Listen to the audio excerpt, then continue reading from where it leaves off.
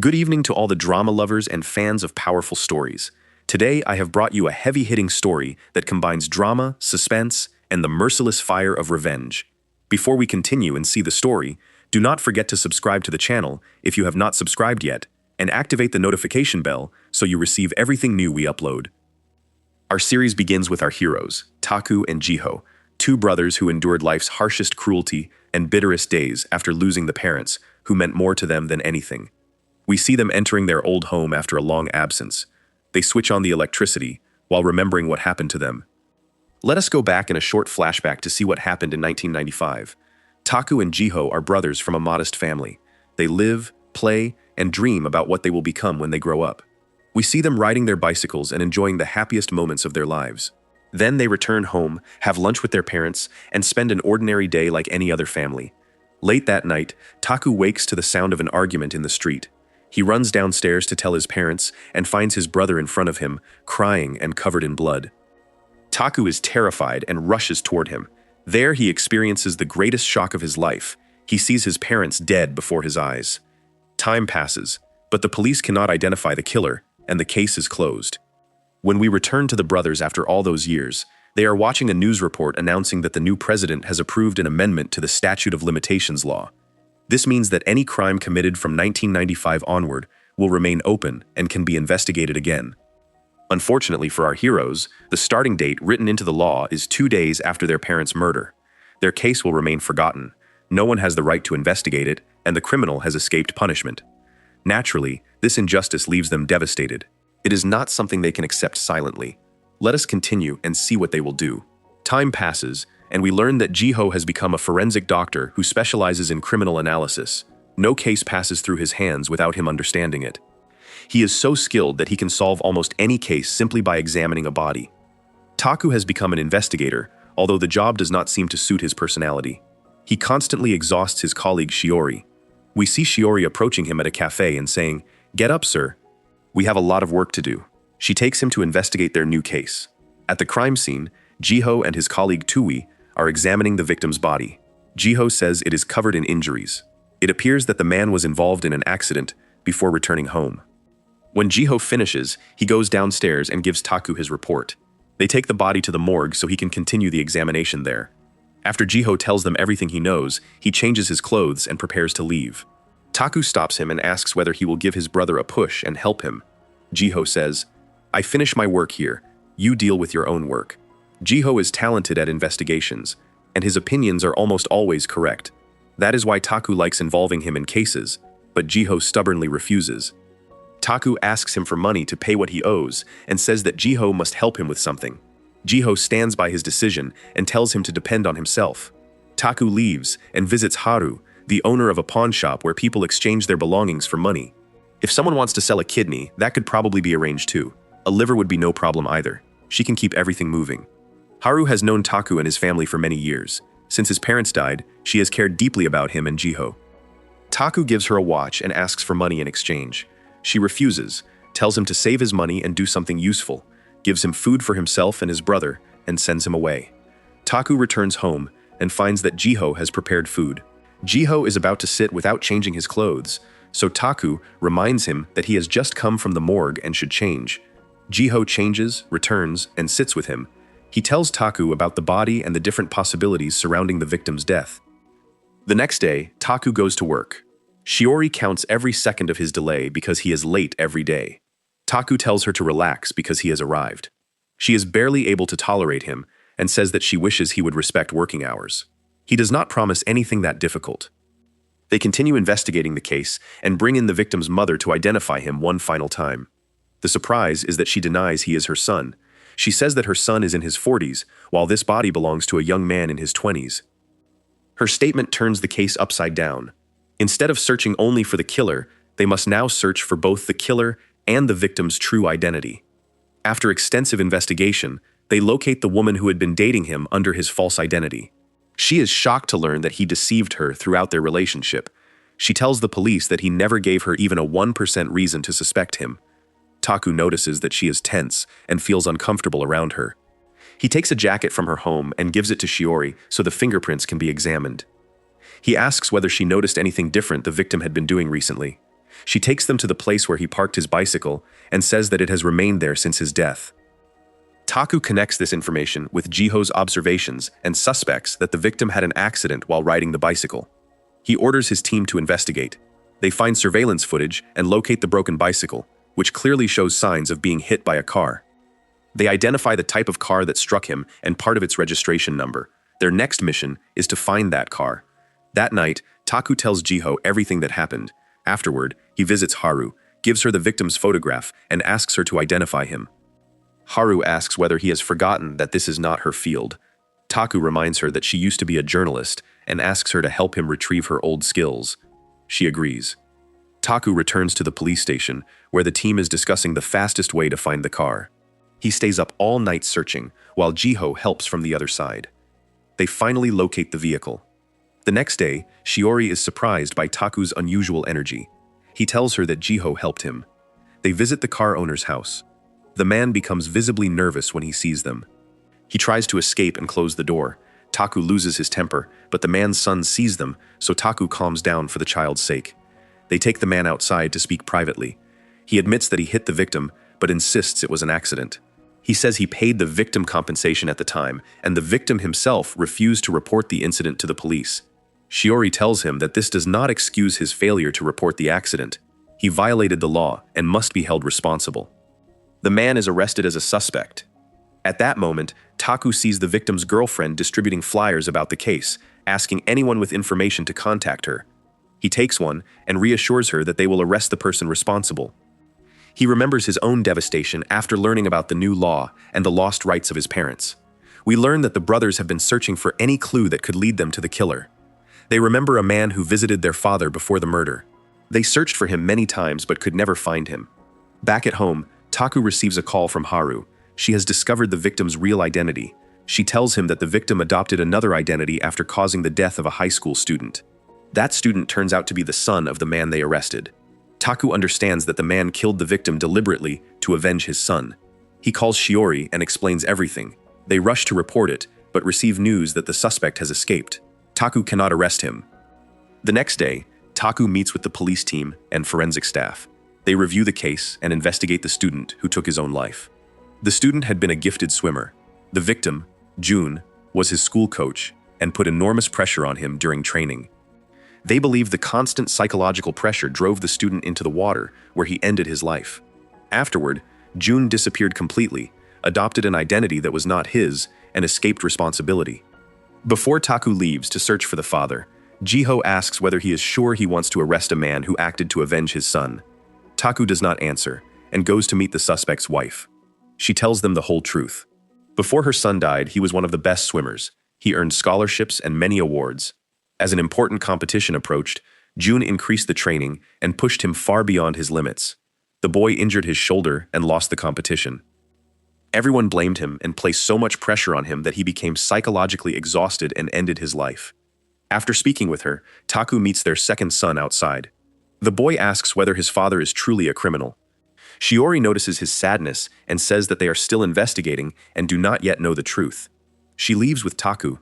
They go to the boys' school, which is famous for its athletes.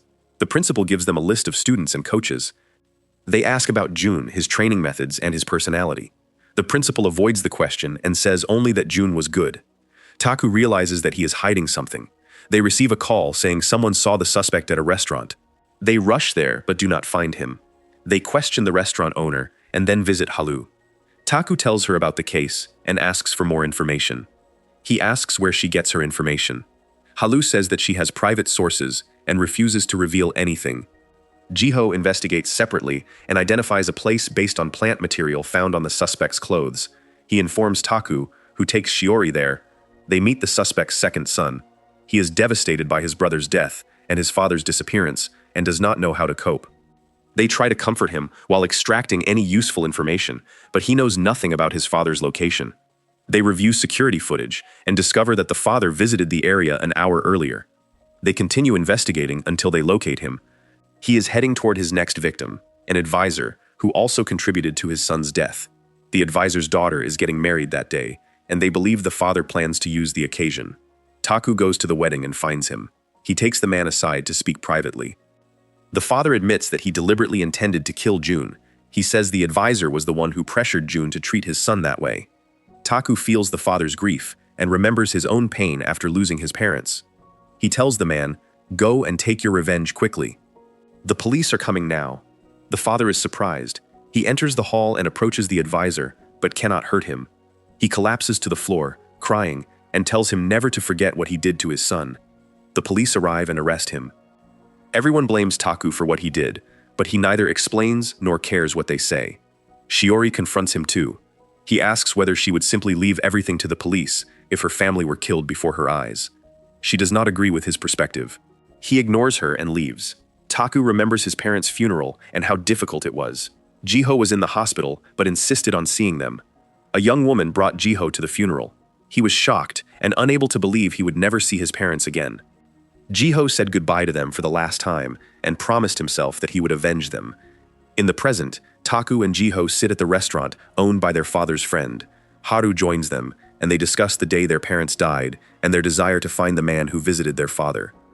They receive a call revealing his location and rush there. They find the man in a hospital.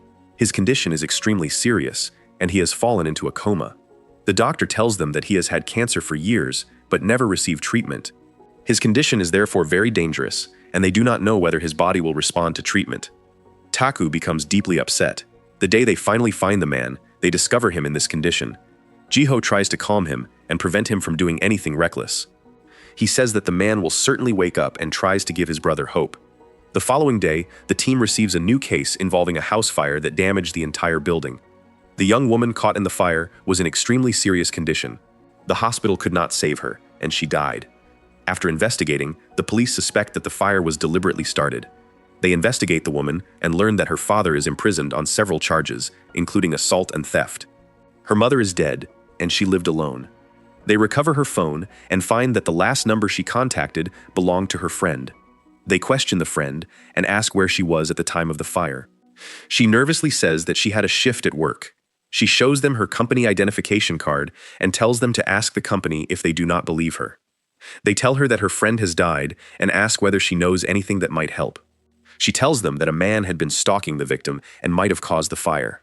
The police search the victim's home and discover something astonishing: many gold bars hidden beneath the floor, worth millions. No one understands where she obtained them or how. Jiho believes she failed to escape the fire because she was trying to retrieve the gold. The team investigates the gold bars and discovers that they were stolen. Security footage from the place where they were taken shows 4 thieves whose faces are unclear. They suspect that the man stalking the victim was one of them. That night, Taku asks Haru to find all available information about the man and the victim. Shiori follows him and reveals that she also knows Haru. After they leave, Jiho visits Haru. She is surprised by the unexpected visit and asks whether he needs something. He says that he only came to talk. Jiho thanks her for caring for him and Taku since they were children. We learn that after their parents died, Haru was the person who stood beside them.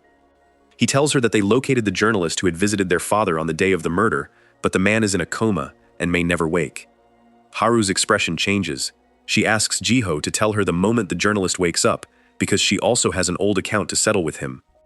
The next day, Taku and Shiori continue working. Jiho calls Taku and says that the journalist has awakened. They will visit as soon as he can speak. Taku is delighted because there is still hope of obtaining justice for their parents. His supervisor watches him from a distance, annoyed by how Taku works without listening to anyone and acts entirely according to his own judgment. Taku does not notice him. Jiho waits at the hospital. The restaurant owner comes to support him. The doctor says the patient is asleep because of medication, but can receive visitors the next day. Jiho returns home, where Taku repeatedly asks about the journalist. Jiho says he should improve within 2 or 3 days, but does not reveal that he plans to meet him the next day. Taku continues investigating the fire case. He locates the man they are searching for. The moment the man sees him, he runs. Taku misses him at the elevator and runs down the stairs, but the man escapes in a car. Before Taku can decide what to do, Jiho calls and announces that the journalist has died. Taku is shocked and rushes to the hospital. The brothers stand before the body, feeling that their parents' right to justice has disappeared again. The doctor gives them the patient's possessions, including a key and a wallet. They search the wallet and find many papers. One contains a phone number. Taku calls it and is shocked by the woman who answers. She is someone they knew years earlier named Sio. She had suffered severe injuries in a fire, and they do not understand how she survived and recovered. Taku introduces himself. The moment Sio hears his name, her face changes in shock. He asks her to meet them. Taku and Jiho sit together and think. Their supervisor enters and tells them that the journalist had nothing to do with their parents' murder. They ask how he knows. He reveals that he was the officer responsible for their parents' case years ago. They ask what his investigation uncovered, but he provides nothing useful and says he could not identify the true criminal. He asks for the key found with the journalist. Taku refuses to give it to him and asks him to act as though he saw nothing and let the brothers handle it. The supervisor asks what benefit they will gain when the case is legally beyond investigation. Taku says they must at least know who killed their parents. They promise not to cause him trouble. He feels guilty toward them and allows them to continue. And you, dear viewer, have you felt guilty for watching this far without leaving a comment to confirm you are here? Some people say I laugh strangely. I laugh like any ordinary person. Anyone can make a mistake while speaking. You are my loved ones, so when I make a mistake, I do not repeat the sentence. You understood me. This is not a grammar lesson. Let me keep scolding you every so often. Now, let us continue the summary. Jiho visits Sio at her house. He asks what happened to her, how she survived the fire, and how she could walk again after using a wheelchair. She says that after the fire, she attended a rehabilitation center that restored her condition. She asks why he came. Jiho asks about the journalist and whether she knows anything about him. Sio says that she has never seen him. Jiho asks how that is possible when the journalist had her number. He asks her to think carefully because the journalist might have caused the fire that affected them years earlier. Sio insists that she does not know him. Her husband arrives. Jiho tries to speak with him, but the man gives him no information and goes upstairs. It is clear that this family is hiding many secrets. Taku remains occupied with the fire victim's case. He receives a call saying the man he was searching for has been found dead. He wonders who killed him. That night, Taku returns home and finds Jiho sitting without motivation because he failed to discover anything. Jiho says it may take them another 100 years to learn who killed their parents. Taku tries to comfort him and promises that they will find the criminal. The next day, Taku continues investigating with Jiho's help. The victim's female friend, who claimed she worked all night, happens to pass Taku.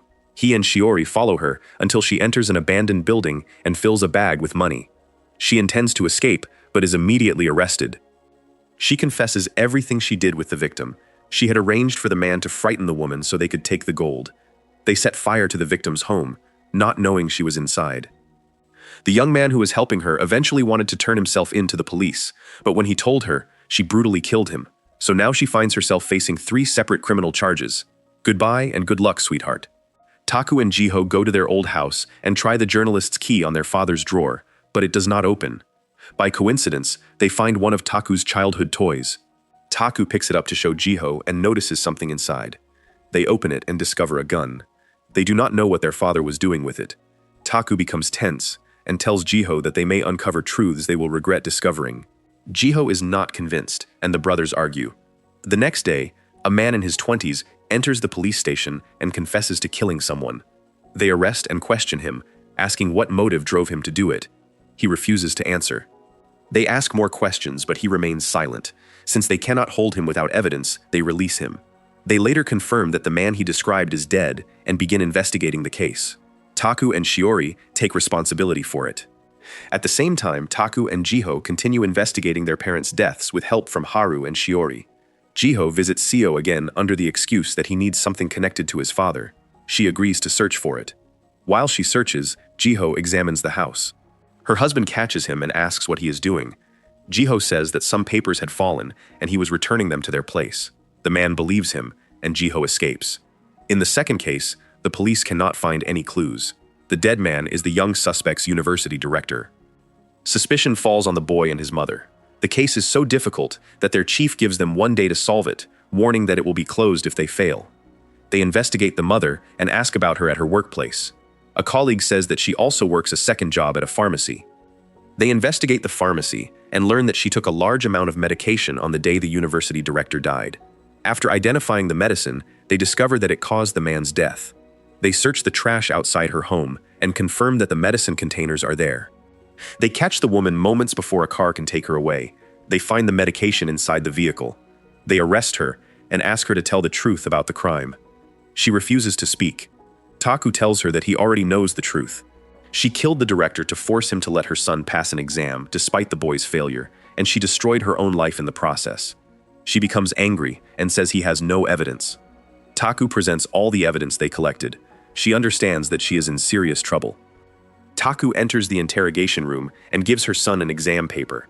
The boy becomes deeply upset with himself. When Taku leaves, he notices the woman receiving a message from a strange application. He wonders how someone her age uses an application like that, but pays it little attention. The woman is arrested. Jiho gives Taku papers he secretly took from Sio's house, without her husband noticing. They concern factory purchases. They notice that the documents list the same material used to manufacture the gun found in their father's toy. They suspect that the matter is connected to arms dealers and realize they have entered a much larger story. Taku remembers his chief speaking about an arms trafficking gang responsible for many crimes 30 years earlier. The weapons may have been manufactured in that factory and distributed to the gangs. The brothers visit the dead journalist's room, hoping to find evidence. They find only surveillance recordings. The footage shows that the same gang they discussed was pursuing the journalist.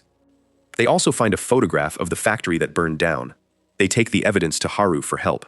Afterward, they visit a restaurant and find Sio there. She asks Jiho whether it is acceptable to take files without permission. Jiho apologizes and says he only needed to learn a particular piece of information. Taku asks whether Sio is hiding anything from them. She ignores the question, thanks the cook for the food, says she was happy to see them, and leaves. Their suspicions about her increase. The next day, the team meets about another new case. This time, the body of a young woman has been discovered, and the cause of death is unknown. Jiho performs the autopsy and determines that she died from a lack of oxygen inside her car. Someone tampered with the vehicle, causing it to fail completely until she suffocated and died. The police search her apartment and find a man inside. Shiori shows her police identification and asks who he is and how he knew the victim. He says he was her boyfriend. They question him about her life recently. He tells them that she caused a car accident sometime earlier and accidentally killed a young woman, even though she had been driving carefully. The other woman appeared suddenly in front of her car. The victim fled because she feared arrest. She became severely depressed, canceled their wedding only 1 week before it was scheduled, and quit her job. Her condition was extremely difficult, but gradually she began overcoming what had happened. That is everything he knows. Taku remains suspicious of him. At the police station, Taku and Shiori examine surveillance footage and see someone tampering with the woman's car, confirming Jiho's conclusion. When Taku tells them about the earlier accident, they investigate the woman who died. They suspect that her husband killed the driver for revenge and assume the case is solved. Taku does not accept this explanation. The man would not wait so long after his wife's death before taking revenge. The next day, they question the dead woman's husband. He says that he was sleeping when she died. The police remain suspicious and want to take him to the station, but he refuses because he is busy with work. They place him under surveillance and discover that he visits a psychiatrist. Since his wife's death, he has regularly attended therapy sessions. They watch until he finishes his appointment. Taku and Shiori enter and question the psychiatrist about the man and what he says during his sessions. She refuses to answer and protects the confidentiality of her patients. Taku asks whether she managed to help the man overcome the loss of his wife. She confidently says that she helped him and many people before him. When Taku leaves the clinic, he sees the mother who killed the university director. He remembers the messages on her phone from the strange application and becomes more suspicious of both the woman and the psychiatrist. He sends the psychiatrist's name to Haru and asks her to investigate. Meanwhile, Moon visits Sio under the excuse that he wants something from her. She uses the opportunity to ask what Taku and Jiho have discovered and what they intend to do next. Moon pretends not to know anything. Sio's questions are so intimidating that the poor man is terrified by her manner. Taku and Shiori search for evidence against the dead woman's husband. They visit his street to review the surveillance footage and happen to meet his psychiatrist. She speaks with them and insists that the man is innocent. She says his wife died unjustly, while the woman who killed her continued living however she wanted. The husband suffered until fate brought him justice and comforted his heart. Her words make Taku even more suspicious. He becomes certain that the man is the killer because the doctor is defending him so strongly. He only needs evidence. Haru gives Shiori a list of all the psychiatrist's patients. One of them is the mother who killed the university director. They suspect that the psychiatrist encouraged her patients to commit these crimes. They investigate the husband's bills and recent purchases. They discover that he bought tools that could be used to alter the woman's car. He was truly responsible for her death, and the police decide to arrest him. Before they do, Taku visits the psychiatrist to make her confess. She surprises him by discussing the murder of his parents. She learned his name, researched his past, and gathered information so she could influence his thinking. She tells him that the punishment his parents' killer deserves cannot come through the law because the law will never satisfy the rage inside him. She encourages him not to abandon his family's rights. He must find the killer by any means and settle the account personally. She continues pressing his emotions until tears fall from his eyes against his will as she speaks about his parents. She uses the opportunity to say that he should not arrest the dead woman's husband. Their issue is already settled. The victim suffered the same pain that he suffered, and justice returned to its rightful owner. When Taku leaves, Jiho messages him saying that the journalist's notebook has disappeared. At the same time, Taku receives news that their suspect has died. He rushes to the scene and learns that the man jumped from a building.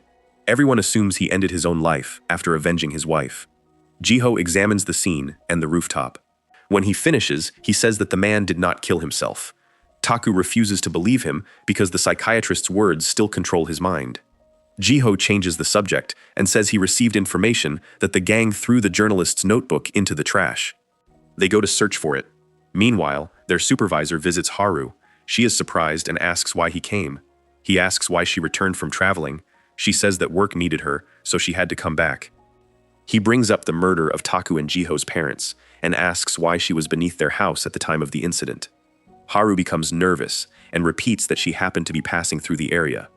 We learn that she was the young woman arguing beneath their home on the night of the murders. Taku saw her, suggesting that she is connected to the case. Haru fears that the supervisor will mention this to Taku. She reminds him of a colleague who was caught secretly smuggling illegal substances away from investigations. He becomes silent and leaves. Taku and Jiho search the place where the gang disposed of the notebook. The pages have been torn into pieces. Jiho refuses to give up. He takes every fragment home.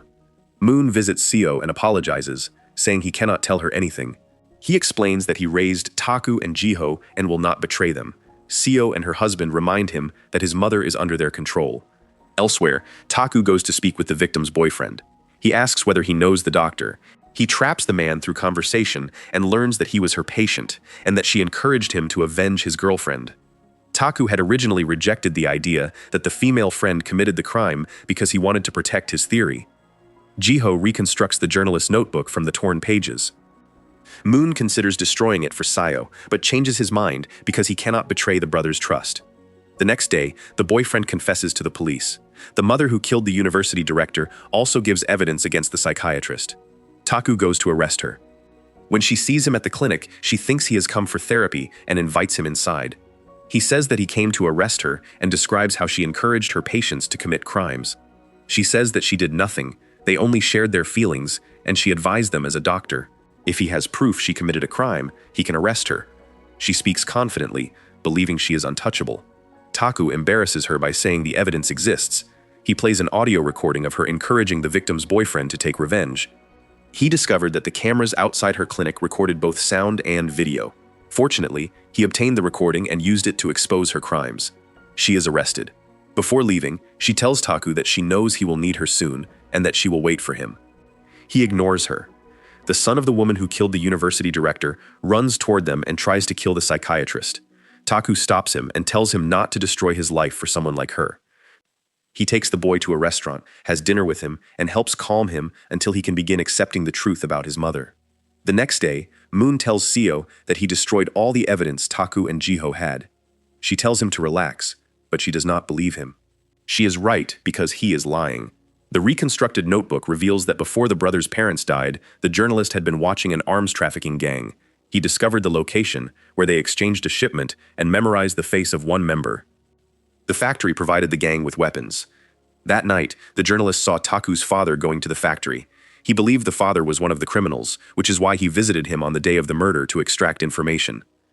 After the factory burned, the journalist found even more dangerous information. He discovered that powerful people in the country were connected to the gang. While Taku and Jiho read the notebook, someone knocks on the door. It is their supervisor. Taku asks why he came. The supervisor says he wants the information they discovered about the gang. They deny finding anything. They hide everything and open the door. The supervisor enters, sees nothing, and refuses to believe them. He threatens to report them because the evidence belongs to the police. Jiho becomes frightened and reveals that the papers are hidden inside the microwave. The supervisor takes them and also confiscates the laptop. Before leaving, he warns them never to reopen the case. Taku visits Haru.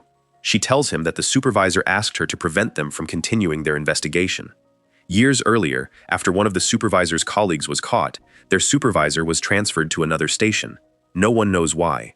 Taku begins to suspect him and wants to investigate his history. Jiho meets a friend in the police force and shares information about the gang. His friend says the supervisor did not submit the papers to the police as he claimed.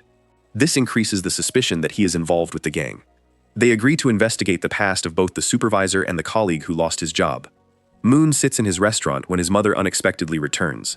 She says Seo had her dismissed from work, and she does not understand why. Moon becomes upset for her and promises to solve the problem. Taku investigates the supervisor's former colleague and discovers that he was responsible for evacuating the neighborhood where the brothers lived during the incident. Their suspicions increase. Taku and Jiho go to their old home. When they enter, they are surprised by someone coming in behind them. They realize he is still inside, confront him, and Taku captures him. The intruder is a worker from the factory who handles waste disposal. They ask what he is doing there. He says he came to take the journalists' papers because they could destroy the gang. They pressure him with questions and ask how he learned about the papers. He says that he read them before disposing of them and made a copy. They take the copy and receive their greatest shock. Their father's name is listed as a participant in transporting an arms shipment. The brothers cannot believe he did that or understand why. They discover that the operation failed and that the supervisor's former colleague helped them. The copy also contains Moon's name. When trouble began, the gang threatened to destroy his restaurant unless he helped them, so he agreed. Taku believes Moon was involved in killing their parents. Jiho refuses to believe him. Moon is like a second father to them. Moon asks Jiho to buy something for him. Jiho leaves to get it, crying because the people closest to him seem to be betraying him. When he returns, Moon is gone. He has stolen the gun found inside the toy. Jiho realizes that Moon truly betrayed them. Moon takes the gun to Seo's house and demands that she stay away from his mother. He is devastated by what he is doing and cannot stop himself from crying. Seo tries to calm him.